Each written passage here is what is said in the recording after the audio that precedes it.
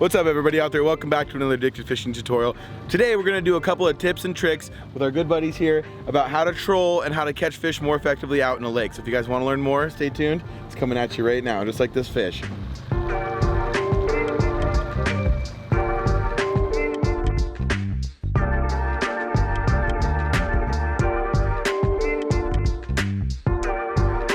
Today we have our great friends Scott Call and Tom Browning from Browning's Guide Service, and we're out here on the lake talking about some of the methods of, and then the methodology of catching more trout. A lot of times we talk about gear, we talk about weight, we talk about size, but you guys are going to lead in and talk a little bit more about that more finesse style of fishing that gets you a lot more bites. Oh, the key is right here. It's the guy at the motor. It's Tom Browning and what he's done all day. So we've had fish that we've got into. A lot of people say that wigglers are only work, in the morning or late afternoon. We've been in them. We've had fish all day, multiple fish on wigglers. This one we just got on a cut plug. And how was it that we caught this fish? And what are you doing different than most fishermen in order to entice these bites and keep them going all day like you're doing? I really watch my speed. I'll start at about 1.5 miles an hour first thing in the morning. This particular lake has just a touch of current through it, and I've found in this lake, if you troll with the current, we've been getting more bites. Like I said, I'll start at about 1.5 miles an hour, and as the morning gets longer, they seem to get a little bit more aggressive. I'll start making S-curves, making sharp corners, and watching my rods. If the inside rod gets hit, then I'll back my overall speed down. And those are critical. So the S-turns, what do those do? So basically you got rods on each side of the boat. Yeah. So as you turn... If you make a left-hand corner, the rod's on the left-hand side of the boat, that gear slows down, and the rod's on the right-hand side of the boat, that gear speeds up. And so the action on the right-hand side of the boat the dodgers will work harder, the cut plugs will spin harder, the wigglers will dive harder, get a little bit harder action on it, and the opposite is true on the left side of the boat. It'll slow down everything.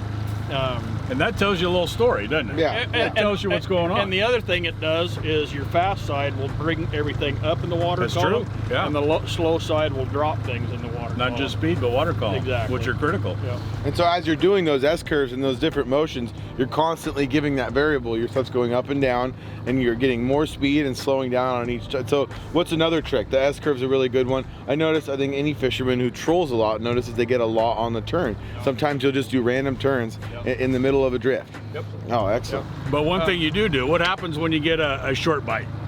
Something that hits, but it doesn't take right away. If I see a rod get hit, I'll strip out about 3 strips of line. What that does is it drops that gear back in that fish's face and entices them to strike again. I noticed you've been doing that all day. We've probably caught, 25, 30 fish today, and at least 10 of those were short strikes. You strip back, and boom, we got the fish right on right away. Yeah, and if you can't or if you got a hold of the rod, just dip the rod towards them. Kick your bail open, do something to get that gear back in their face a little bit more. One other thing I noticed is how often today we were putting the gear out and got hit. Yeah. So that's a speed thing. It's a speed thing, and the other thing, when you let especially these dodgers and kokanee cut plugs out, make sure you strip it out fairly slow. What happens is that cut plug will, if you strip it out too fast, will come up and wrap on your main line, and then you have this ball of stuff there that's not fishing effectively, and you end up with a mess on there. You'll see it if you got a good sensitive tipped rod.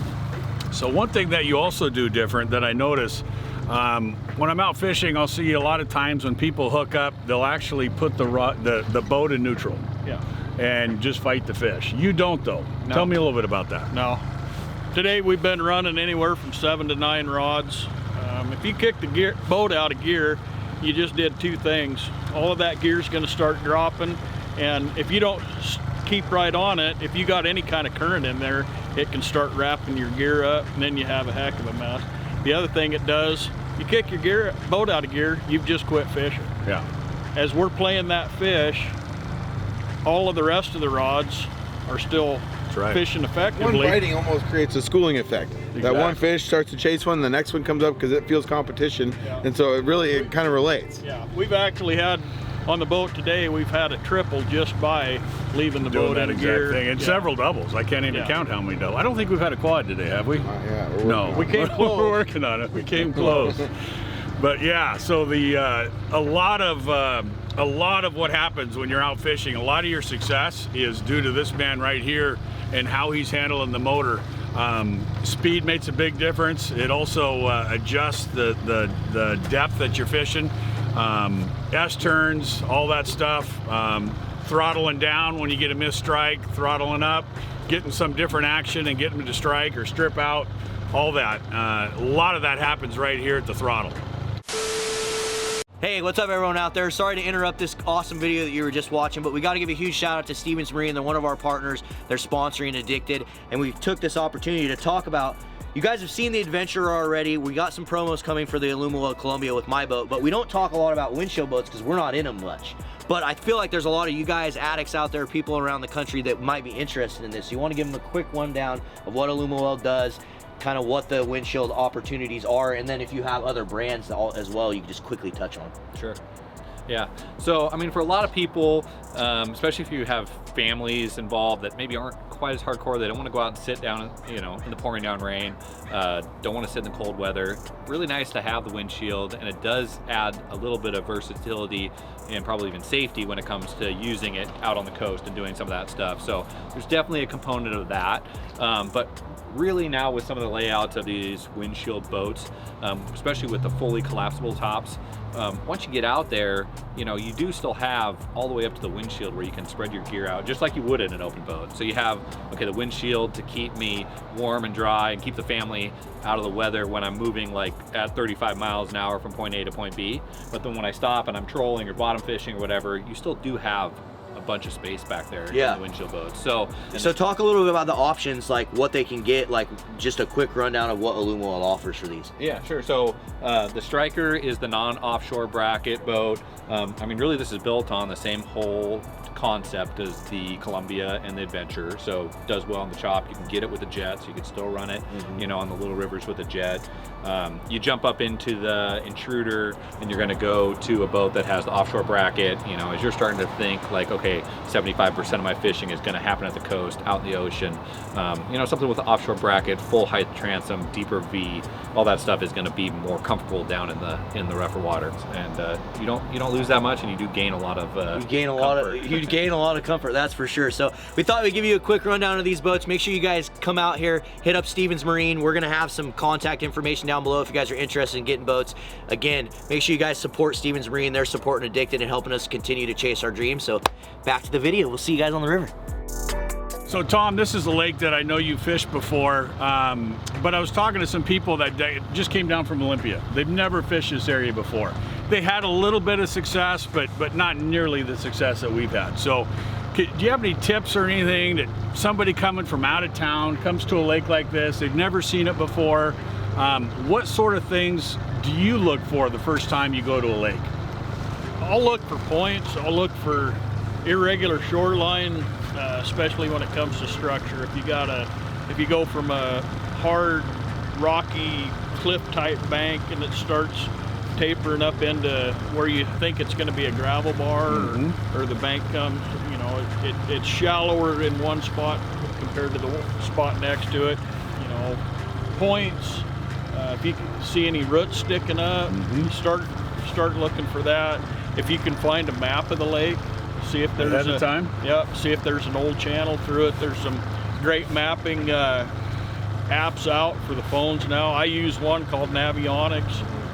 That works for all lakes, all bodies of water. Everything. Yeah, literally. I use it for any of the lakes. I use it for the Columbia clear up. It's good for staying safe on a new body of water as well. Absolutely. They're constantly updating it as well. You can see where the hazards are. So being aware and having a little bit of confidence while you're in your boat, knowing you're going to the right place, can really, like you said, really make you a lot more of an effective beginner on a lake. And the other thing you can do with that is you can sit at the house and look at. You can come up with a game plan. Out on it. Yeah. You know, I fish a lot of walleye on the east side, and you can sit there and look at the river and the structure in the river and kind of come up with a game plan before you even hit the water. You know? Right. So we came out here and we're fishing for trout mainly. Mostly rainbows. So if you're out here, and we found them all over the lake, but if you're out here and say you wanted to focus on German browns, okay, what would you do different if you're focusing on German browns than just rainbows? I'd be really concentrating on the shorelines. Any points that stick out in the water, especially if they have structure on them. So they're aggressive predator fish. They're an aggressive predator fish. I like to run like a medium to shallow diving crankbait of some kind close to the bank. I run a lot of side planers for that. So one thing you've mentioned today too is fishing different parts of the lake and finding different species. And in particular, one of the lakes that we're fishing today has a variety. It has rainbows. It has Browns. landlocked coho, browns. There's probably some sort of bull trout around. There's different fish, and like you've mentioned, you find them. And this is key. This is crucial really in any lake, in any body of water. You find those fish in different areas. But what makes you change? Do you look for jumping fish? Do you look for water current or temperature, or what is it that'll make you change to another part of the lake? A lot of it's just trial and error. Yeah. You know, if you're just learning a lake, I got two theories, two opinions. One is you can't do anything right or wrong. Right. Just keep trying new stuff. That's how we come up with these kokanee cut plugs. That's how we come up with Dodgers. That's how, look at the evolution from pop gear to what we're fishing now. It's just people trying new stuff. There's no right way, no wrong way. And then just, if you're not catching fish, just keep trying new spots. If you hit it 2 or 3 times and you're not hitting fish, get that out of your playbook. The spots that you have hit fish, if you've got electronics that has like a man overboard feature, you can hit waypoints in there, hit your waypoint. Yep. Next time you come back, you know exactly where you are. Yep. So we talked about a bunch of different things. Talk about speed, about depth, about how you're changing the depth. We talked about lure presentation. We talked about how you get them to strike on a short strike, how you keep trolling when you got a fish on. One of the other variables is temperature. Tell me a little bit about temperature and how you approach that and how that changes your day of fishing. This water right here has changed 2 degrees just in today fishing. So you've been paying attention. You looked at it first thing in the morning. Yeah. We were right at 42 degrees this morning when we started. We're at 44.1 right now. Gotcha. As the lake warms up throughout the day, those fish are going to be a little bit more aggressive. And that's where I increase my speed as the day goes on, run it slower first thing in the morning. That's a great tip. Yeah. Slower first thing. Yeah. They're not quite as active as the water warms first up. First thing in the morning, slow and right on the surface. Gotcha. And, we've been running the Brad's Wee Wigglers first thing in the morning, and I've found on this particular lake after about an hour and a half, go to a little bit bigger plug or add weight to it and get it a little bit deeper, because after it seems like about an hour and a half, those fish start moving down in the water column just a little bit. Gotcha. And you can kind of chase them down. As it gets overcast, they'll start coming up. If the water's really cold and the sun comes out, they'll come up. They'll come up and sun themselves a little bit, warm up. One thing I also noticed, so we started off and it was pretty sunny, and then as soon as the cloud came over, you started grabbing some copper plugs. What's that about? Dark plugs, dark days. Bright plugs, bright days. There you go. That's probably one of the biggest things. If you're going to be a successful fisherman, you need to learn. Yeah. And it's paid dividends. Oh, absolutely. We've got a bunch on copper, and we got a bunch on chrome when it was bright out. Yep. So it's not being too set in your ways. You can't be set in your ways. Yeah. You can't be. You got to let the fish tell you what they want. Bingo. We've been talking about that today quite a bit.